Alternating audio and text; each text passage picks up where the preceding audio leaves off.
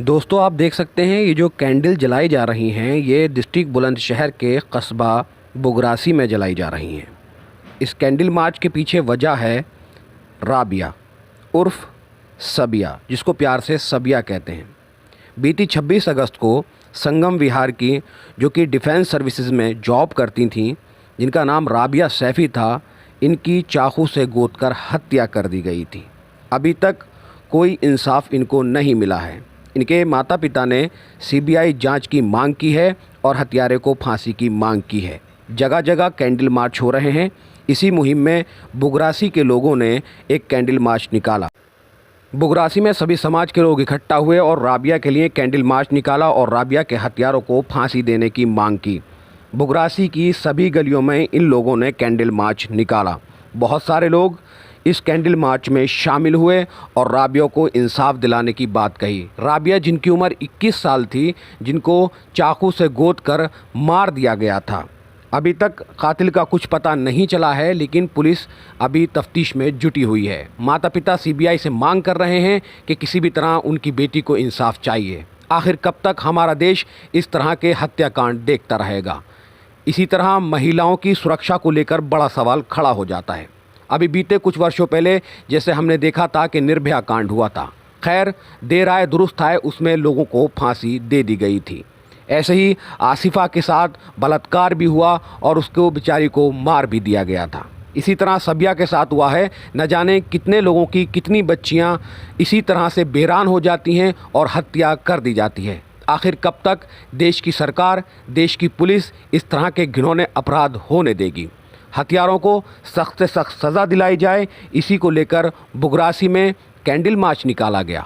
उस candle march में बुगरासी के तमाम लोग, ज़्यादातर लोग शामिल हुए और सभी की ज़बान पे एक ही नारा था, राबिया हम शर्मिंदा हैं, तेरे कातिल ज़िंदा हैं। राबिया के हत्यारों को फांसी दो, फांसी।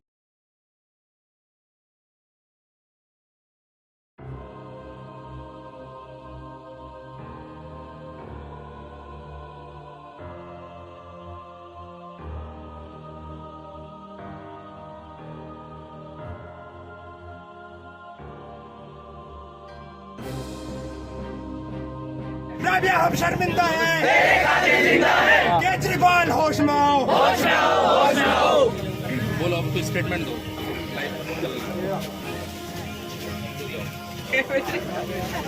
दिल्ली के संगम विहार में रहने वाली राबिया उर्फ साबिया नाम की लड़की, जिसका ताल्लुक उत्तर प्रदेश से भी है, वो मुरादाबाद के ठाकुरद्वारा विधानसभा की रहने वाली थी।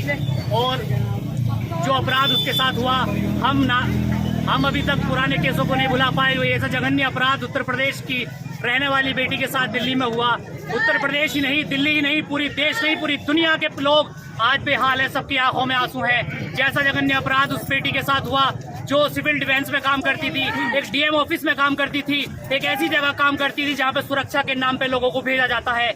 ऐसी जगह जब लड़कियां सुरक्षित नहीं, हमारे घर की माँ बहनें बेटियां सुरक्षित नहीं, तो इस देश के हाथ का निजाम क्या होगा? आप सब लोगों के सामने है कितना बुरा अपराध उसके सामने हुआ। मेरे शब्द नहीं है बयां करने के लिए। उसके जिस्म के हिस्सों को काटा गया, उसकी ऐसी ऐसी जगह पर वार किए गए, 50 वार चाकू के उसके सीने पे किए गए, और उसका इतना घिनौना अपराध, इतना जघन्य अपराध किया गया कि देखने वालों की आंखें नम हो गई और बेहोश होकर लोग गिर गए। अभी तक के इतिहास में इतना बड़ा अपराध, इतनी बड़ी जघन्य हत्या किसी की नहीं हुई है जो हमारे देश की बेटी राबिया के साथ हुई है। आज पूरे देश के नौजवान, बुजुर्ग, सब लोग कंधे से कंधा मिलाकर खड़े हैं। न समाज देखते हैं, न उसकी जाति, न धर्म देख रहे हैं। एक तरफा एक आवाज है कि राबिया की बेटी को इंसाफ मिले, उसके हत्यारों को फांसी हो, उसके हत्यारों को फांसी हो।